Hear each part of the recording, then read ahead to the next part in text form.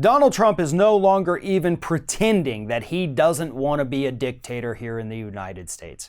Last Friday, in an interview on Fox News, we had Principal Deputy Press Secretary Hogan Gidley from the White House make a startling admission to Fox News host Bill Hemmer. This is what he said. He said, "The president said, listen, I'm not going to be beholden to courts anymore. I have the legal authority to find out this information. The American people deserve to know it, so I'm moving forward with this method." Now, specifically what Mr. Gidley was talking about here was the fact that Donald Trump still wanted the census question, or a citizenship question on the census. We all thought Thursday afternoon he was going to come out and issue the executive order. Instead, he said, we're not putting it on there. Mr. Gidley goes on Fox News on Friday and says, listen, the president we were thinking about putting it in an insert. We all agreed that the Supreme Court was wrong and that they actually told us we could do it, Mr. Gidley had said. They said the Supreme Court said we can put it in there. It was just, gosh darn it, we were too close to the printing time and we couldn't get it done in time, Mr. Gidley said. And then he went on to say that Trump said he's not going to be beholden to the courts anymore. Now, aside from Mr. Gidley's statement being absolutely, completely, 100% wrong about what the Supreme Court said, Donald Trump saying, I'm not going to be beholden to the courts anymore, is impeachable. That statement alone is grounds for impeachment. He admitted, according to Mr. Gidley, who said this openly on the record, that Donald Trump is not going to obey the law. The president has the intent to break the law.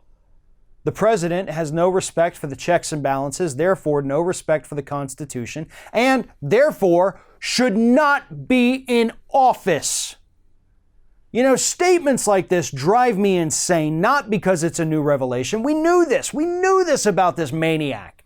The reason they piss me off so much is because we have a Democratic-controlled Congress that could have opened an impeachment inquiry months ago based on all of the information they had back then, and they still haven't done it. It's not happening. Pelosi doesn't want to do that. She would rather spend her time demonizing members of her own party.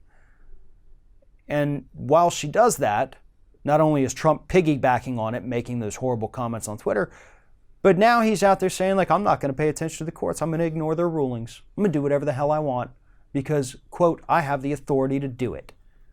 No, he doesn't. And every time he says something like this, he rips that Constitution just a little bit further. Just a little bit further each time. Rip, rip, rip. There it goes.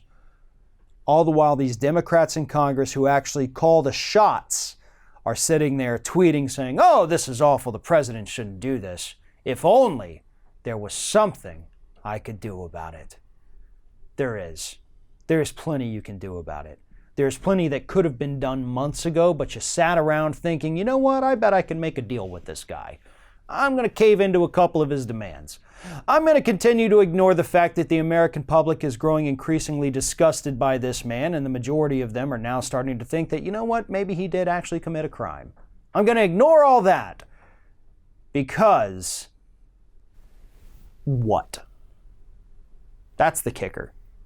They have not been able to offer a clear and concise reason why they continue to not stand up to this man on the matters that actually matter.